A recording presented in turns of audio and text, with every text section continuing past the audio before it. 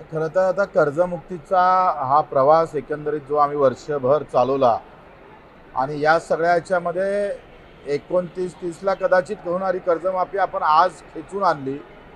यामध्ये आमच्या कार्यकर्त्याचं, शेतकऱ्याचं आणि खास करून मीडियाचं या सगळ्यांचं मी आभार मानेल.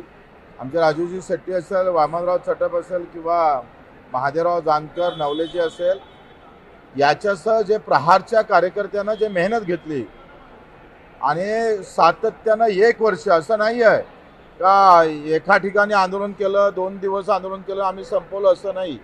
आम्ही वर्षभर हे आंदोलन चालू ठेवलं.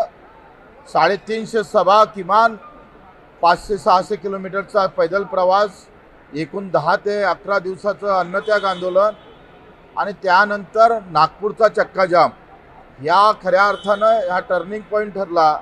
नागपूर जाम केला आणि सरकारचं तोंड उघडायला सुरुवात झालं. सरकारनं तारीख दिली, त्या तारखेवर सरकारनं कर्जमाफी केली, मुक्ती केली.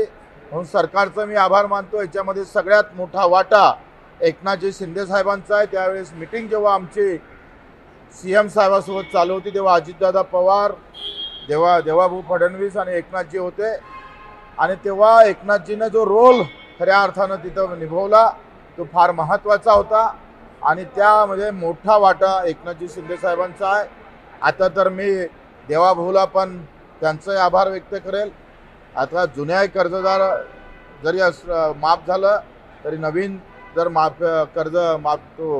कर्जदार असेल तर त्याला माफी मिळणार आहे. प्रोत्साहन निधीमध्ये काही अटी कमी झाल्या आहे. तरी सुद्धा मला असं वाटतं आता कर्जमुक्तीपेक्षा हमी भावाच्या लढाईला आम्ही सुरुवात करणार आहोत. कारण आखरी कर्जमाफीमध्ये डोक्यावरचा बोजा कमी होते, पैसे खिशात काही येत नाही आणि खिशातले येणारे पैसे सरकार कुठं थांबवते का याच्यावर आम्ही पूर्ण नजर ठेवणार आहोत. हमी भावाची लढाई अधिक मजबूत करणार आहोत आणि त्याच्यासाठी पूर्ण प्लॅनिंग आमचं तयार आहे. त्या पद्धतीने आम्ही समोर जाऊ. म्हणजे सरकारमध्ये राहून तुम्ही MSP साठी पुन्हा एकदा नवा लढावंच लागेल. सरकार त्याच्यासाठी आहे आणि सरकारची कधी कधी कान उघडणे सामान्य शेतकरी मजुरासाठी करावं लागतं. ते आम्ही करत राहू. मागे तुम्ही म्हटलं की एकनाथ शिंदे यांना मुख्यमंत्री करण्यासाठी हे सगळं चाललं आहे. आता हे तुम्हाला तेच वाटतं या कंडिशनमध्ये? नाही, मला असं वाटतं का आता कोणासाठी मुख्यमंत्री होण्यासाठी चाललं हे महत्त्वाचा विषय नाही आहे. पहिले एकनाथजी ज्या भूमिकेनं समोर जात आहे तो विषय आमच्यासाठी महत्त्वाचा आहे आणि एक दिवस पुन्हा एकनाथजी शिंदे साहेबाचा आल्याशिवाय राहणार नाही मुद्दाहून सांग. आज संजय राऊतने देखील दावा केला आहे की कुठेतरी देवेंद्र फडणवीस यांना दिल्लीला पाठवलं जाईल आणि त्यांची जागा पाऊलकडे काढेल. मला वाटते देवाभाऊनं निश्चितच दिल्लीची वारी करावी, देश हातात घ्यावा, देशाचे सूत्र हातात घ्यावे.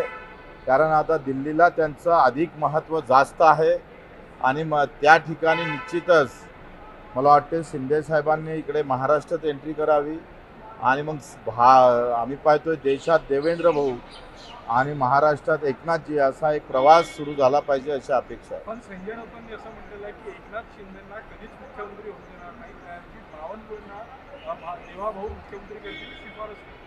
आता संजय भाऊचं भविष्यवाणी कुठंच कधी खरी ठरली नाही. त्याच्यानं त्यांनी कोणत्या आता ज्योतिषाजवळ हात पाहिला, त्यांचा पाहिला का कोणाचा पाहिला माहीत नाही. त्याच्यानं मला वाटतं त्याला काही अर्थ उरत नाही.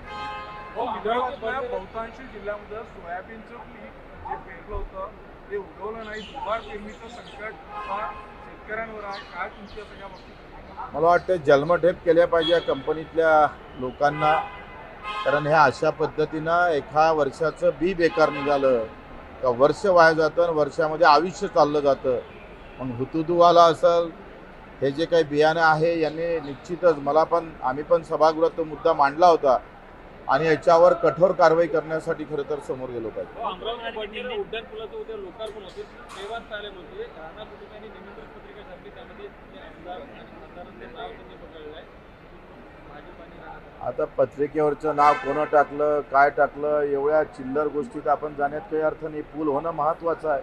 हो, तुम्ही बोलले की दिल्लीत जेव्हा कुठेतरी वारी करून यायला पाहिजे, ती वेळ आली आहे असं वाटतं दिसत नाही का तुम्हाला?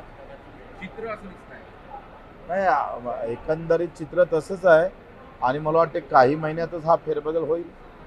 म्हणजे राज्यात एकनाथजींकडे नेतृत्व जावं. बिलकुल मला वाटते तेच उचित राहील.